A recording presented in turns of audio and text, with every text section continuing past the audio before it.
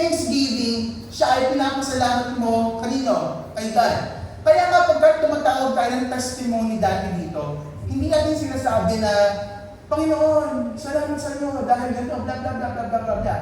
But rather, you are expressing paano naging mabuti ang Diyos sa iyo. Tama? And it leads us to thanksgiving is equivalent to how we worship God. Kasi nga, tayo, direkta sa Panginoon. Whilst, testimony is equivalent to how we witness Christ. Ngayon, para mas palalimin pa natin ng konti, kapag sinabi natin yung thanksgiving, you are strengthening your relationship with God. It is the same kung paano tayo nagpapasalamat sa mga magulang natin. Na-appreciate nila how we encounter things from them para sila naging mabuti sa atin. At the same time, pinapalakas natin yung relasyon natin sa kanila because there is a work and there is an appreciation. Ngayon naman, kapag sinabi natin testimony or to witness, it strengthens the faith of others. That is why, kapag nag-testimony ka, make sure na nag-bless natin ang tao. Naiintindihan po ba natin? Can I hear an amen? Amen. Isa pa, kapag tayo ay nagka-testimony, dapat nag-bless yung tao sa atin. Requirement ba siya? Yes! Bakit? Kasi ang pasalamat sa Panginoon, and you are testifying because you witness God's goodness on you. Kaya tayo nagpapasalamat sa Diyos at inahahayag natin siya sa mga tao dahil ang Diyos naging mabuti sa atin. Kaya dapat ang tao nagbe-bless kapag tayo nagte-testimony. Hindi dapat sila nakakaramdam ng discomfort. Hindi dapat sila nakakaramdam ng inggit. Hindi dapat sila nakakaramdam ng kahit na anong negative thing that could impact their personality. Dahil again, we testify because we witness God's goodness. Nakukuha po ba natin? Now, meron pong structure yung gospel when we know Christ. Halimbawa na lang po, babalikan ba? Sino po dito mga, meron na po ba dito 1-year Christian pala? Can I see some hands? Less than 5 years. Meron po ba? Ay, na. Less than 10 years. Okay, meron. Less than 15 years. How about less than 20? Less than 30? Less than 40? May 50 and above po ba dito na nakakilala na kay Christ? Well, praise God. Pero alam niyo po, kapag tayo nag-testify, we usually have the thought before God, who are you? Yung bago natin makilala si Kristo, sino ba tayo? Ano ba tayo? Ano ba yung ginagawa natin? Ano ba yung mga activities natin? And for us Christians, kailangan natin mag-reflect, sino nga ba tayo bago natin makilala si Christ? Pangalawa, encounter with Christ. How the gospel become real to you? Paano ka na-reach or naabot ng salita ng Diyos? Pangatlo, the transformation. What changed? Ano naman nabago? Well, alam niyo po, medyo mahirap tong part na to. Dahil most of Christians get stuck on the aspect of transformation dahil proseso pa rin siya. Can you tap yourselves? Proseso pa rin. At bilang panghuli, ongoing life. You're answering, how are you living in that new life? Paano nga ba tayo namumuhay sa bagong buhay natin? Kaya alam niyo po, kapag tumawag tayo ng mga testimonies, no, kung paano nila nakilala si Christ, dinidescribe natin ito in this way. For example, bigyan ko po kayo ng scenario. Kung halimbawa nakakilala siya kay Christ habang nasa kulungan, meron po bang nakaabot po sa ganung punto? Yes, Sister Che. Joke lang. Hindi po yan sa ano, dito lang po yan sa ano, kasi ito na po nakalala. Hindi. Alam nyo, kapag may mga tao na nakakilala sa Diyos sa kulungan, dinidescribe nila kung ano yung dati nilang ginawa. For example, ang dati nilang ginawa ay nagnakaw sila. Nagnakaw sila ng suka. Diyan sa personality. Ang luma, personality. Nagnakaw sila sa daddy, let's say, bakul. Nakakulong sila. No? And they get to know Christ. Kung paano sila magkwento, dati, ang kinakwento nila ganito, dati akong nagnakaw ng bakakul doon sa daddy, encounter with Christ, hanggang sa nakulong po ako.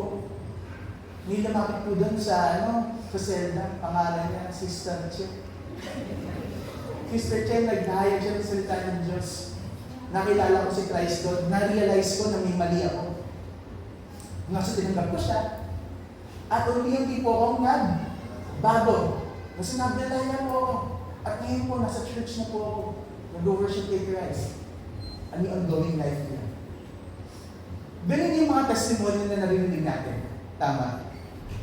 At ako personally, wala po akong testimony gano'n. Hindi naman ako naiingit sa kanila. Okay lang naman, kahit di ako nagnakaw ng bakakul. Pero personally, wala po akong testimony. Kasi nasa 4th generation ba ako? Hindi ko alam, no? Mga ganong generation ng mga nakakilala na kay Christ, no? Hindi naman ako pwedeng bumalik sa, sa level 0 na kailangan magnakaw pa ako, kailangan may gawin ako masama para may masabi ko paano ako nakakilala kay Christ. Pero alam niyo po, what's the blessing in that?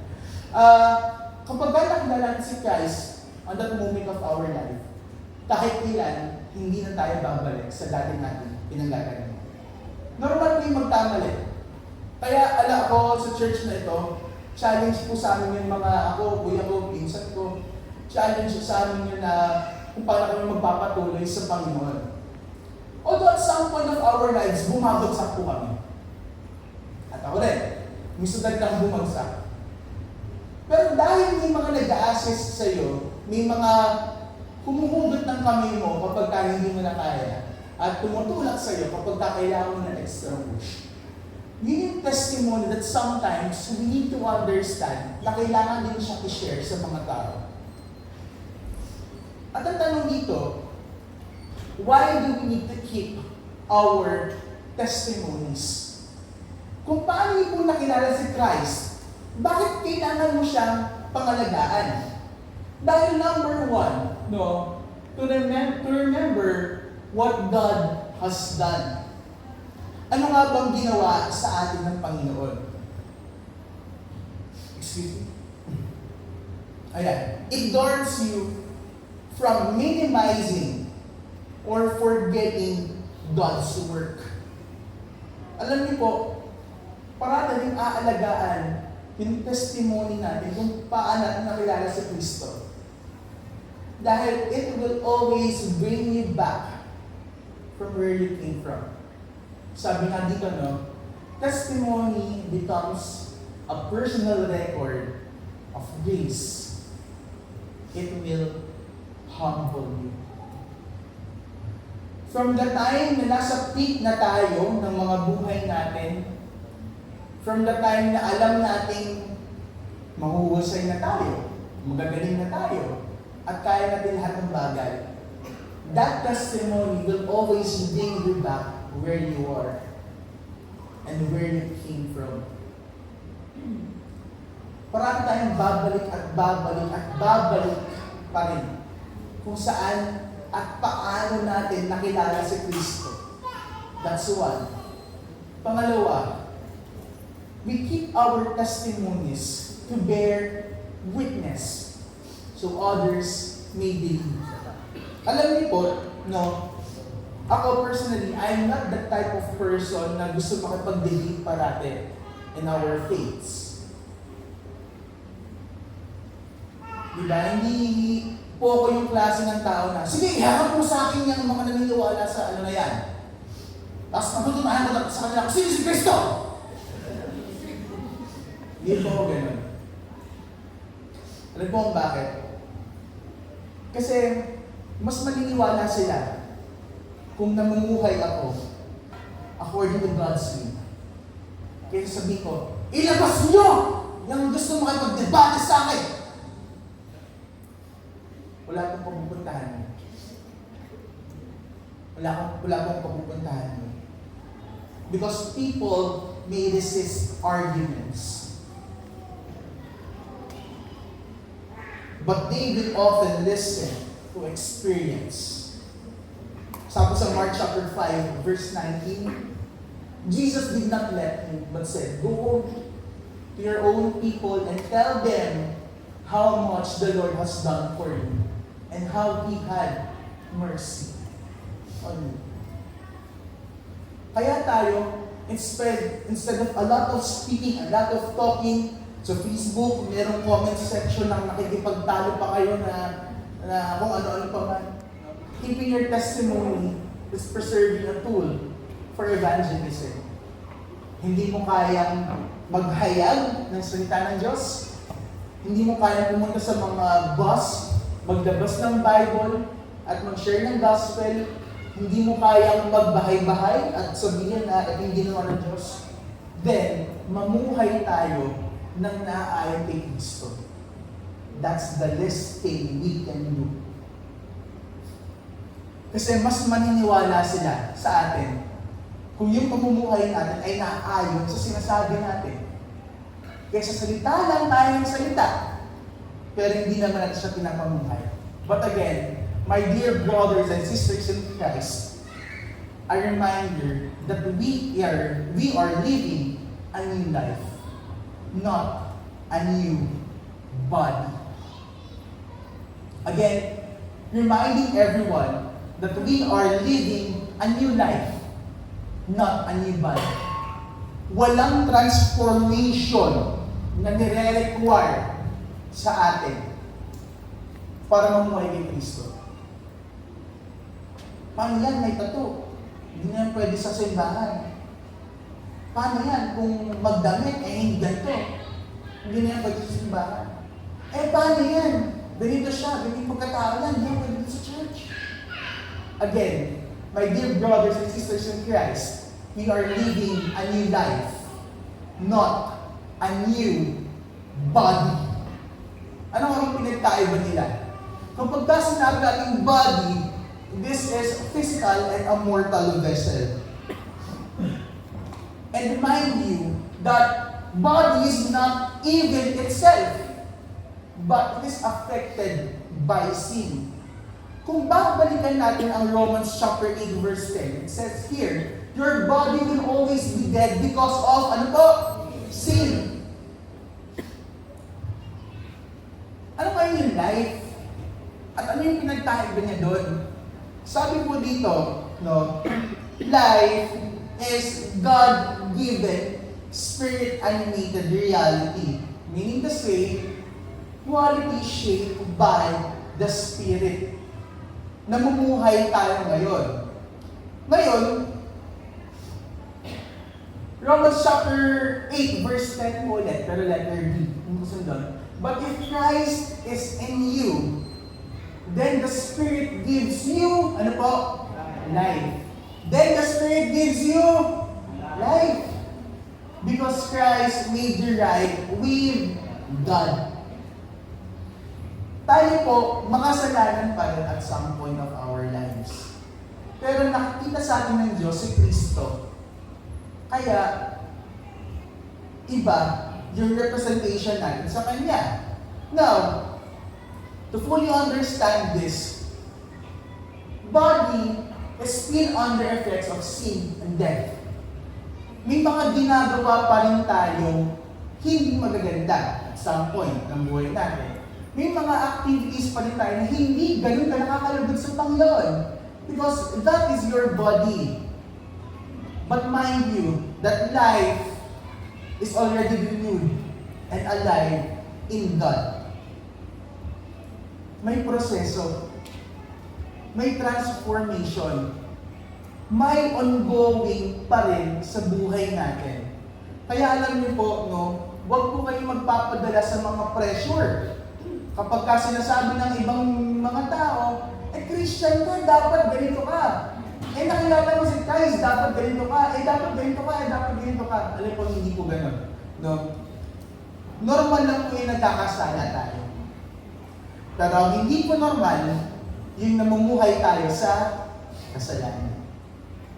Kaya nga bagay yung sinasabi sa 2 Corinthians chapter 3 verse 18 we are changed from glory to glory. Meron pa rin tayong hindi naaabot. And that is why the body is created good. But it is not yet fully redeemed. Again, may mga inaayos. May mga inaayos.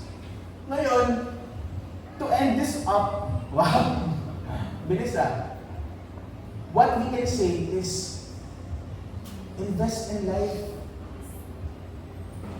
Hindi po ako galing pro-life, hindi po ako galing sunlight. Pero alam niyo po, what we can say is invest in life. Makwento ko lang paano nag-umpisa itong sermon na to. Last week, galing kaming abroad. Wow, abroad. Nagpahinga lang kami. No?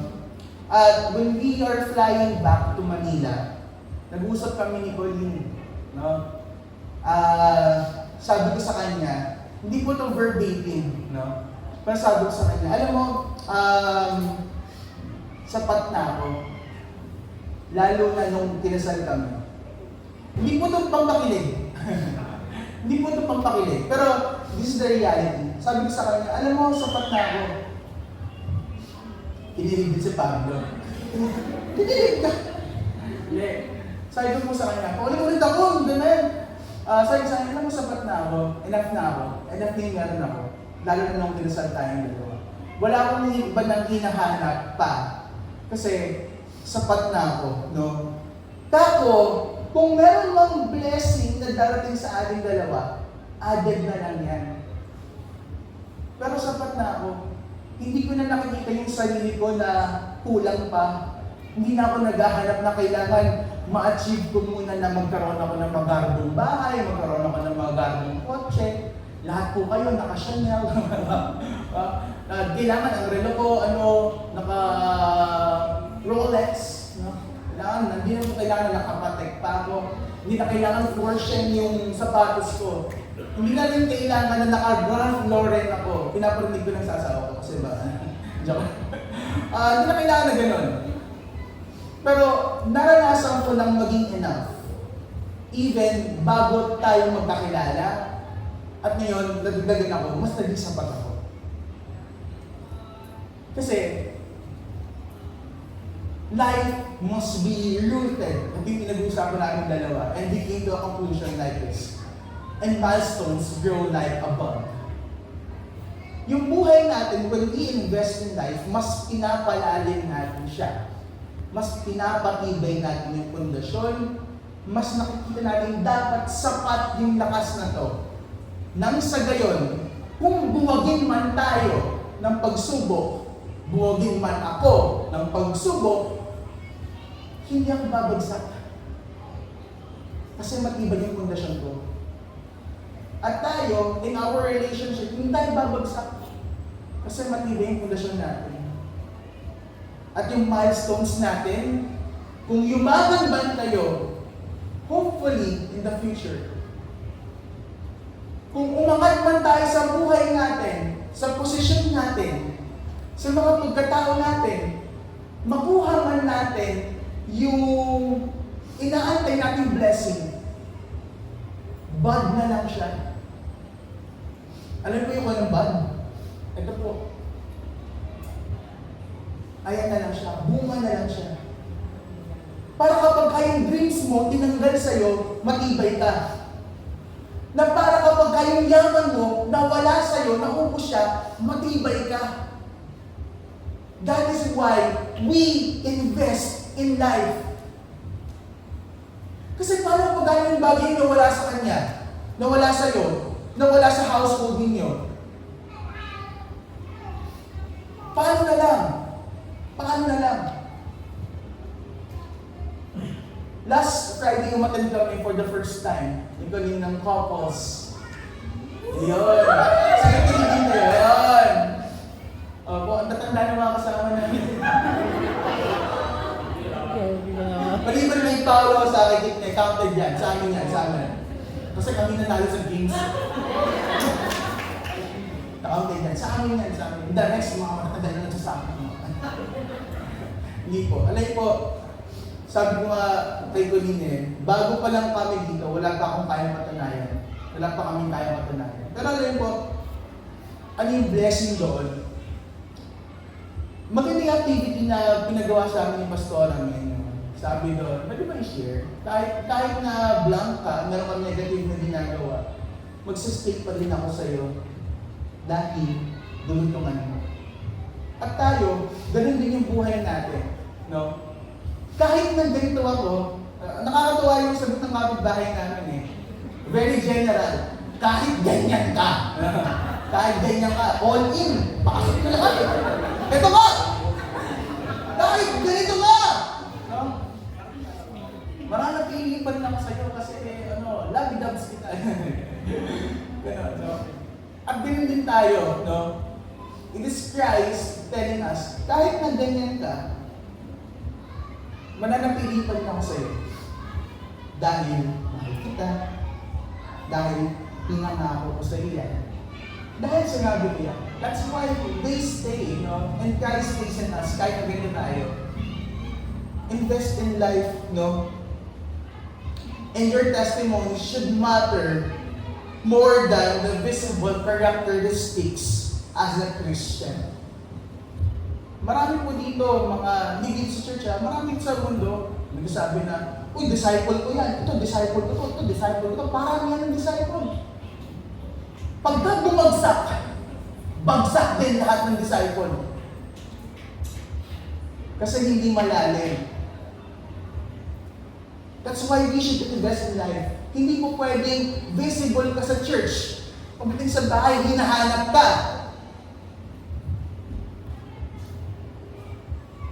What can we say on this is to focus more on the unseen.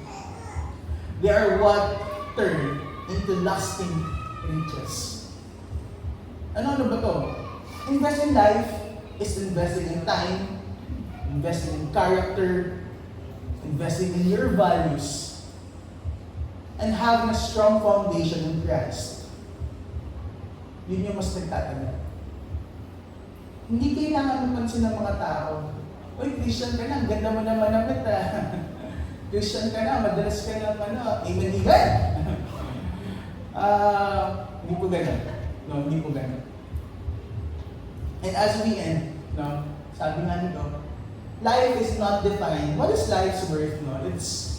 Life is not defined by what you achieve, but by who did it, what it cost to redeem it, and what it is it is meant to become.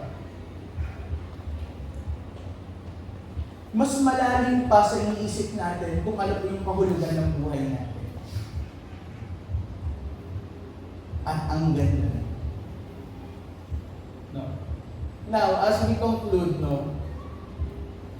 to end this up, yung mga katawan po natin, yung body natin, body po, katawan, may still be subject to death dahil nagkakasala pa rin tayo. Kaya nga yung sinasabi na ang kabayan ng kasalanan ay kamatayan. Figuratively and literally. Kaya ang mga tao na meron po ba itong vampira? Hindi ko namamatay. Kaya ang tao namamatay kasi yung kabayan ng kasalanan natin. But because of Christ, nagbago yung buhay natin. Ito pag-iiwanan kong challenge sa bawat isa. And try to reflect on this. May your life become a living story of the gospel. Hindi po natin kailangan isa-isahin pa or ihayag paglabas ng pintuan na yan. Na si Kristo namatay, muling nabuhay. Kulang pala. Si Kristo pinako sa krus. No? Kulang pa rin. Si Kristo dumating dito sa earth. Pinako sa krus. Tayo muling nabuhay. Muli siyang bago. Hindi po natin kailangan parate or blatantly sabihin na gano'n. Hanga po tayo sa mga matatapang na gumagawa. And eventually, we hope to do that or we hope to do the same. But may your life become a living story of the gospel. Dahil si Kristo na namumuhay na sa atin. The old has gone, and the new has come. I invite everybody to please stand up. And palakpakan natin ang Panginoon.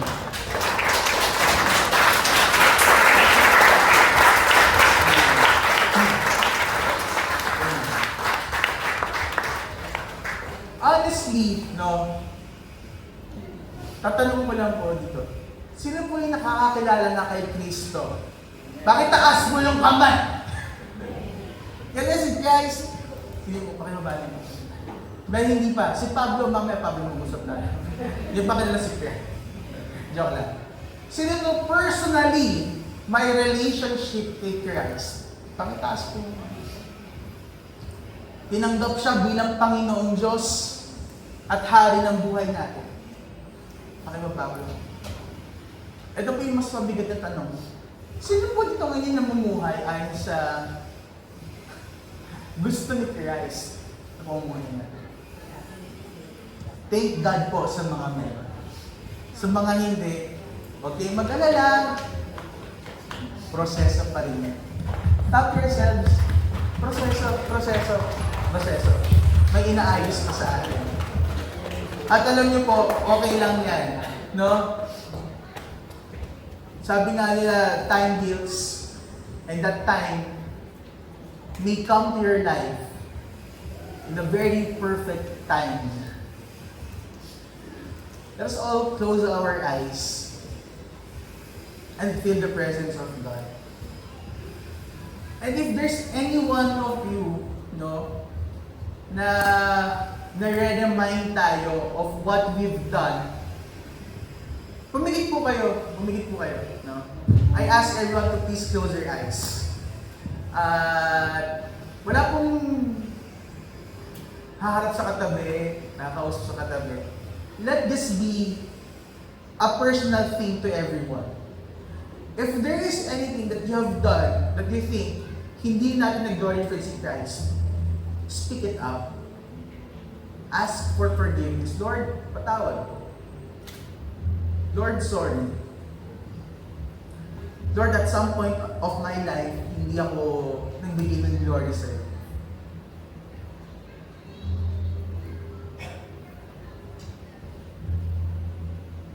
And even if we think that we are old Christians, or we are old enough in this church, may mga ginagawa pa rin tayong hindi naayon sa Panginoon.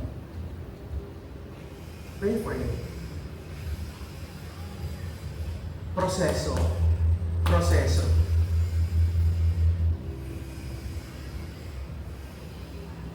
And if there's any one of you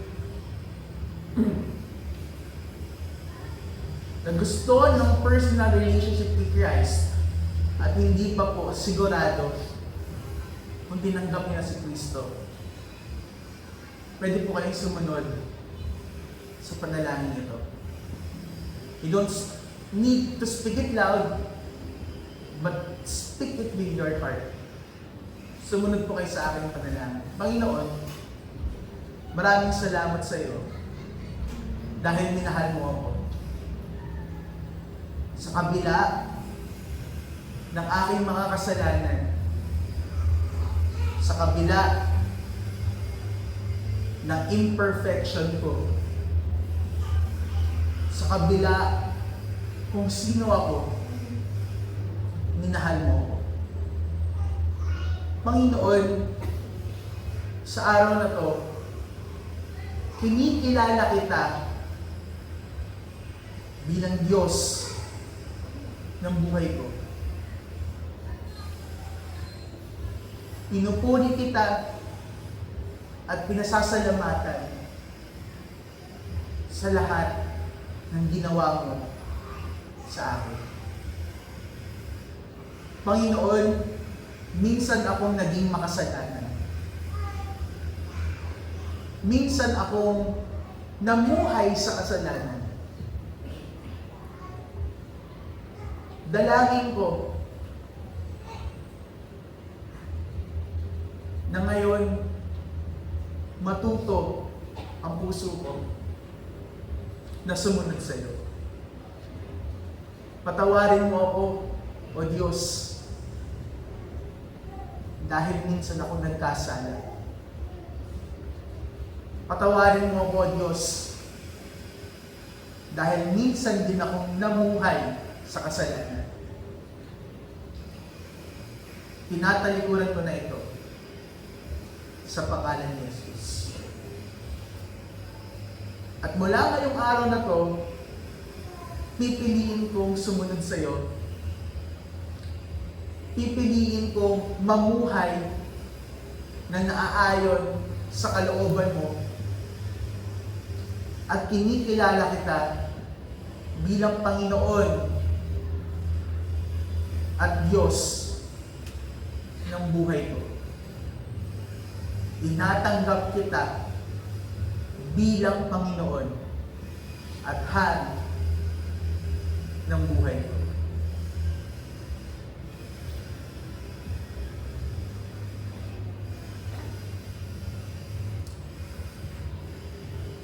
Sa pangalan ni Jesus.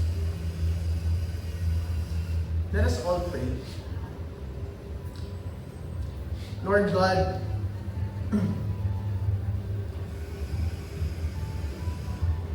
dalangin namin na mamuhay kami na ayon sa kalooban mo. Dalangin namin, O Diyos, na higit namin makita yung kalooban mo, higit namin masaksihan yung mga bagay na gusto mo sa amin. At higit ka pa namin makilala. Lord, as we confess, we are all sinners and we are dependent in your grace. Maghari ka sa buhay. Maghari ka sa buhay namin, O Diyos. Mga kapatid, invest in life. Mag-invest tayo sa plano ng Diyos sa atin. Hindi ba natin ma-promise ngayon? Pero again, proseso. Proseso pa rin. Proseso na. Let us worship Jesus. Hallelujah, Lord.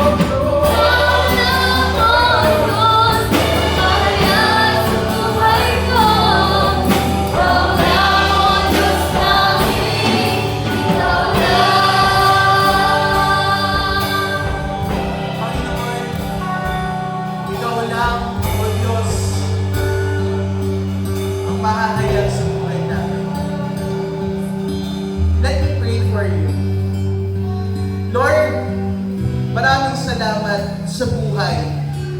Maraming salamat sa kalakasan.